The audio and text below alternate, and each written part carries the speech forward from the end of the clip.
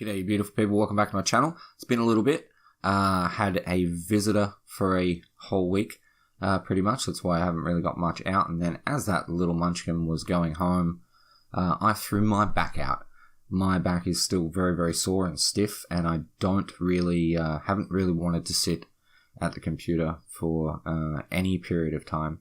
It's a little bit better now, but I still really don't want to sit here for too long because it gets very uncomfortable. So today's video is not going to be that great, but we are talking about Sevarog. He doesn't need much done. We're not going to have any overlays on the screen because, as I said, I don't want to sit here for extended periods of time making a full-blown video. So I apologize if this is not up to scratch, but it's the best I can do at the moment. I just really wanted to get back into it. We'll hopefully get back to doing one every 2 days, one of these rework videos every 2 days. I should be good by then. I'll make sure I take some anti-inflammatories and get the back better as soon as possible and start getting back into a routine. But with that said, just remember, this is my idea. I do not work for Unleashed Games. Passives are coming back into the game, so we're going to be putting a passive on every hero. I like the idea of quest mechanics, like Mr. Sylphan. I actually really like his idea of calling them Paragon mechanics. So the way that I will be doing it is I will be listing out a quest for everyone's passive and their 3 basic abilities. Whether it becomes a situation where, you know, I would be fine either way if it was every hero had a passive quest and 3 other quests available at all times, or if every character had a random ability assigned to a quest assigned to an ability, say like, you know, Sparrow's quest was on a passive, but Howitz's quest was on his R2000 missile, you know, that sort of thing. That would be fine. But I'm going to list out 4, 1 for the passive and 1 for each of the 3 basic abilities. Quests are just objectives that are set on those abilities. Once you complete them, you get a bonus. Today is going to be a little bit tough because I haven't written this out. I'm just sitting down and dribbling to you. So I apologize that this video is going to be a little bit dodgy. Bear with me. So let's just get straight into it. That's enough of a disclaimer, I feel like. Apart from just be nice to each other in the comments if anyone's commenting with their ideas and someone doesn't like it. Just use constructive criticism, please. It's everyone's idea is welcome. Alright, so Sevarog. Pretty easy hero. Don't really want to do much. Just looking at him on the wiki right now. So I think the best bet is to just move his Siphon passive to be his actual passive.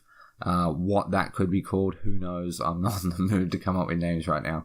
But the way his passive works is that, you know, we should actually really talk about this.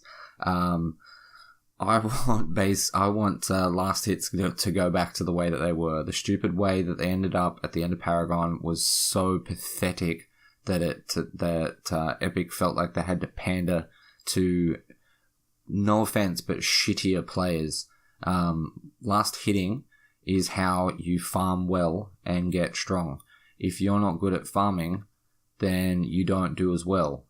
It's part of a skill curve. You got to learn the things. You know, there was a stage when I didn't understand last hitting, and I come to grips with it pretty quickly. I don't think holding people's hands by giving them last hits is the way to go. So it needs to go back definitely to the way that it was. I have no doubt that Unleashed will be doing something like that because it's such a silly change. And because of that, I would like for Sevarog to only get stacks from Siphon. I don't want it to be any ability, and I don't want it to be basic attacks. Definitely not basic attacks. If it ended up where a situation where it was just his abilities but not basic attacks, okay, I can sort of live with that. But I really think it should be Siphon. Because it gives him much more of a skill curve. You need to understand the damage you can do with Siphon. You need to make sure that you're whittling down all the minions in your jungle camps to try and get as many as possible. With each Siphon, you'll notice a very big difference between good and great Sevarog players when it comes to being able to do that.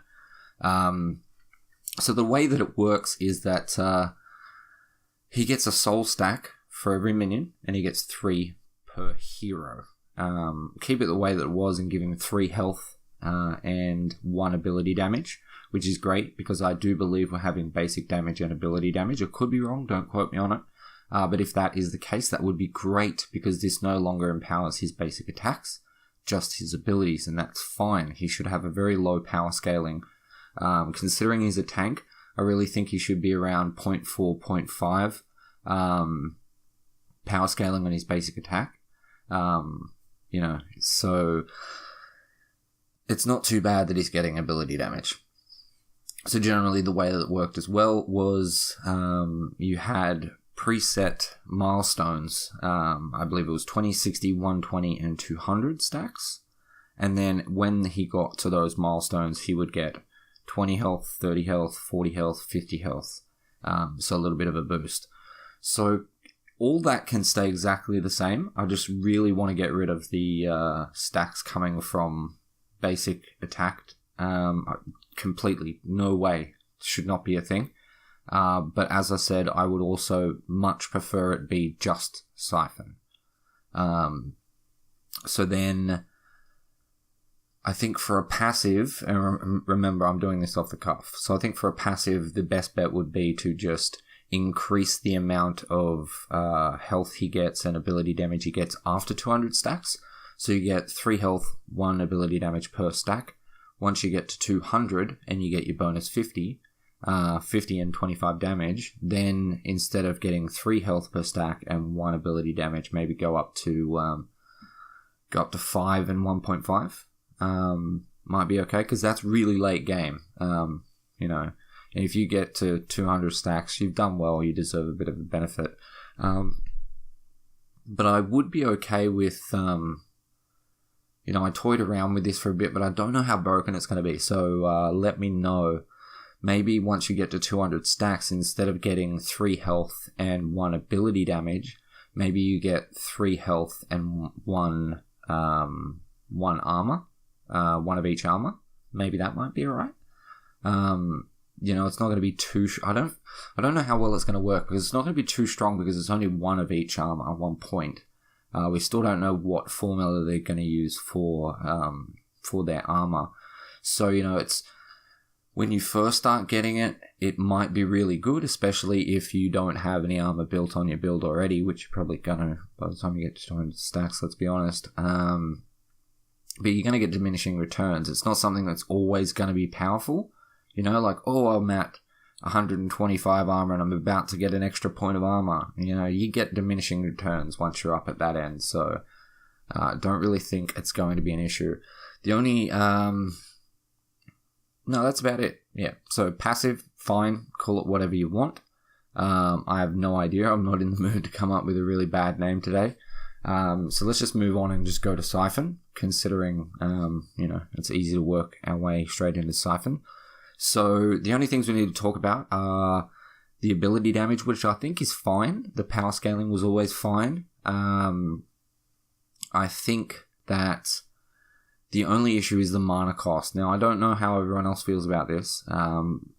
With the 3 second cooldown and the 25 mana cost, I think it's a bit dumb. I think it should go back up a little bit, because then if we assume that it's going to be just killing with Siphon to get stacks, and that it costs more than 25 mana, and that you're then forced to get as many killing blows with Siphon as you can in one go. So you're not going to sit at a camp and do 1 at a time. You're going to try to get 4 or 5 of them done at the same time, because your mana cost is higher, which then leads to better Sevarog players having an advantage over the not so good Sevarog players. It's increasing the skill gap, and that's what I think that should happen with Siphon.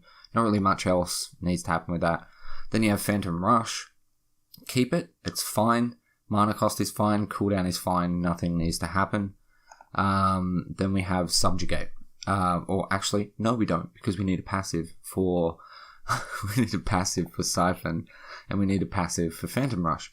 So for the actual Siphon itself, I think maybe once you get to a certain amount of stacks. Maybe once you get to the second milestone or the third milestone, increase the range by about how far it goes out past him by maybe 25 to 50%, and increase the radius of the wedge a little bit more so you can fit more into it.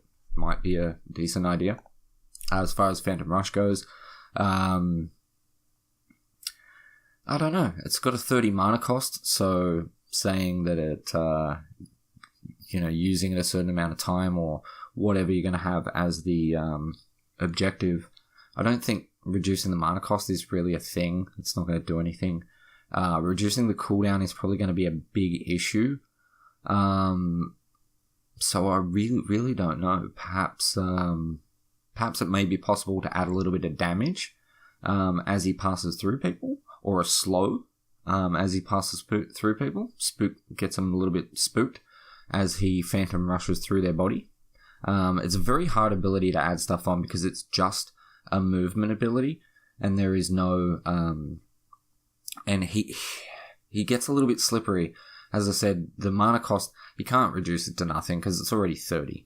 I'm sure someone's going to suggest to do dash distance, but I'm not really sure how feasible that is because I feel like that might need a completely different animation to make it look decent. So say if it was going from 1,000 units up to say 1,200, what happens with it stretching out to 1,200? Do they just stretch out how far it goes and then the animation looks a bit wonky? I'm not sure. So maybe take it up to 1,200 units or add a little bit of damage as they pass through, or a slow. Let me know what you think.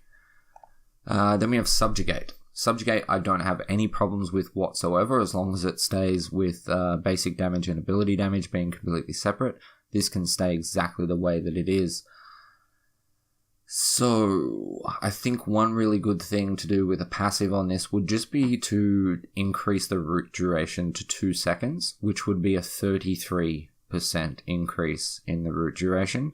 And the reason for that is that although it's kind of, it doesn't seem too strong, it's just taking it to a 2 second root, but it allows him to get his Phantom Rush off and then get his ultimate off, because there's a lot of times when you do subjugate someone, you Phantom Rush up to him and you're not quite able to get the what is it even called, Colossal Blow Off, turn around and get the Colossal Blow Off to knock them back to your teammate. So maybe increasing that root duration to 2 seconds as part of the quest objective. It's going to be something as simple as subjugate 30 enemies and then root duration is increased to 2 seconds, or perhaps you can increase the slow duration to 2 seconds. Might be a better bet because it does root them for 1.5 seconds and then slows them for 1.5 seconds. So maybe that might be alright. Just increase the slow duration to 2 seconds, or increase the speed slow to 50%. Something along those lines. It's not going to be anything special. Like I said at the start of the video, it's Sevarog. It's not... I don't want to disrespect the guy, because that's not what I'm trying to do. He's a fantastic hero. He doesn't need much. He's good. He doesn't need a change. He's always competitive. So then we move on to Colossal Blow. No changes. It's ability damage. Keep it on ability damage. It's got high power scaling. It's got a 30-second cooldown. Decent mana cost. We're not putting quests on ultimates. So there's nothing really else to say, except for the fact that considering that he is the first tank that I've talked about, one really important thing is armor. Okay, I personally think that one of the most, if not the most balanced times we've seen in Paragon's history was at the end of Legacy. I think all that really needed to happen was an increase in the amount of crit chance, a small increase in the amount of crit chance you get per point, and adding armor scaling to heroes. So, tanks have a 1-to-1 armor scaling. If you spend, if you buy 100 armor, you get 100 armor. If you're a carry and you buy 100 armor, maybe you have a 0.2 power scaling, so you get 20 armor. you know, then you don't, then we wouldn't have had this situation where, even though I loved it, you have tanky Iggy and Scorchers running around with like effectively 6,000 health, with turrets that can still do damage. It was very, very fun, but it was stupid. You also had carries running armor pretty standardly. So, you know, that was pretty dumb. So I would like to see armor scaling in the game, really, because it's the easiest way to do it. You know, you could argue that making tweaks to the amount of health or the amount of armor you got, which they did do when Monolith came out, but I really think they screwed the pooch on it and nerfed it way too much. They should have at most done 50% of that nerf. I don't think that it was just pretty silly, the amount that they nerfed health and armor. So armor scaling is a must. We need armor scaling. It's the easiest way to do it, because then you can tweak your numbers on your health and armor cards easily, because everyone has armor scaling. You know, if you wanted to tweak those numbers, it's not really going to affect carries that much. But then you can also, at the same time, if you want Sevarog to be the tankiest tank, and then Rampage be the second most potentially tankiest tank, you know, you give Sevarog a higher armor scaling. Give him 1-to-1 armor scaling. Give Rampage, if you want him to be a little bit weaker, you know, 0.97 armor scaling or 0.95 armor scaling. Gives you an extra little added edge when it comes to balancing things. So I know today's video has been a bit of a shambles. I apologize. I've just been sitting here trying not to be in pain while trying to actually think. I'm not comfortable. I've done the best that I can, but I understand if it's been a bit dodgy. So hopefully you at least enjoyed the background footage. I'm not sure what I'm using at the stage of actually recording this. I'm going to go and download one of my videos to use. So hopefully it was something enjoyable to watch at least. Thank you very much for watching, by the way. If you have any questions or any opinions on what I've said, as I said, there wasn't much to talk about. It's Sevarog, he's fine. Leave that in the comment section down below. Subscribe if you're not already. Hit that bell and shit, I suppose, because YouTube's pretty fucked. With that said, guys, thank you so much for watching. I love your face, and I'll catch you in the next one. Peace.